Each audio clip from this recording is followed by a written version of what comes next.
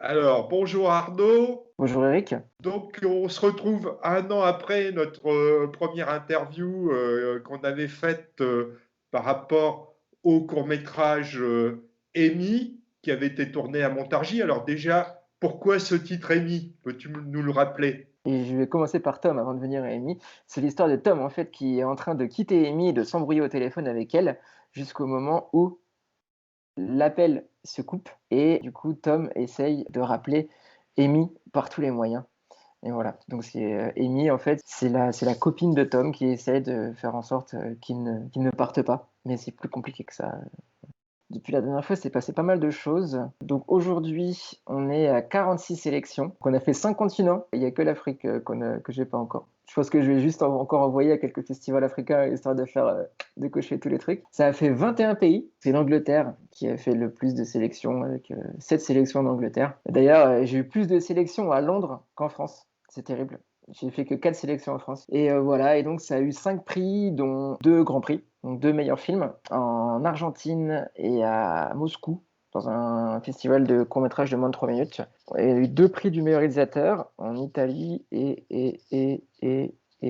en Angleterre, justement, à Londres, je crois. Nico, donc, qui joue Tom, a eu un prix du meilleur comédien en Italie. Donc, tout le monde l'a vu en 2020. On n'a pas beaucoup voyagé, nous, mais voilà, Émile a voyagé pour nous. Et j'avoue que sur les 21 pays, il y en a quand même pas mal que j'aurais bien aimé faire. Mais voilà, ce sera pour le prochain, pour 2022. Et dans toutes ces sélections, il y en a eu une qui est plus particulièrement importante que les autres.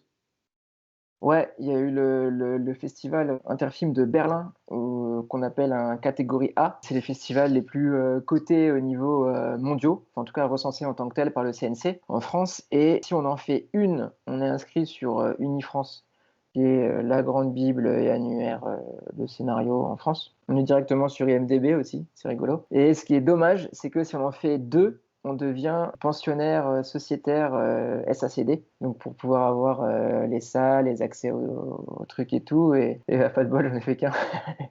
donc, donc j'en ai retenté quelques-uns, mais j'en ai fait qu'un, c'est con.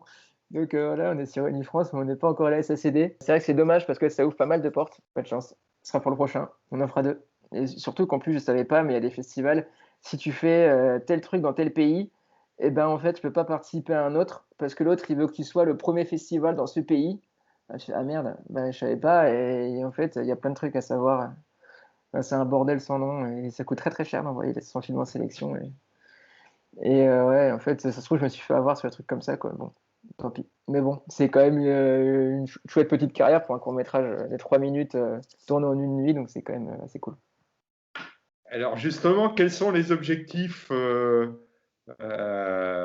maintenant pour poursuivre ta carrière? Je crois qu'il y a aussi un autre festival qui s'intéresse à ton travail du côté de Valence. J'ai écrit avec Julien Le Goff une série sur l'univers du foot, du milieu des ultras. Et donc, effectivement, on a été sélectionné début juin à partir à Valence, au Festival international des scénaristes de Valence. Donc, Valence en France, hein, c'est celui en Espagne.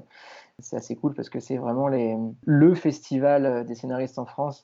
Genre, on est 180 participés, on fait partie des 5 élus, donc c'est assez cool. Donc, on va pitcher notre projet devant le jury et les prods qui auront envie de venir à Valence si le gouvernement nous laisse faire le festival. Donc voilà, ça peut être plutôt cool dans un autre univers. Eh bien, on va te souhaiter plein de réussite à Valence et Mm. ailleurs pour la suite de ta carrière de réalisation. Et donc, quand il y aura à nouveau une grande nouvelle, eh bien, on fera le point, on refera une petite interview.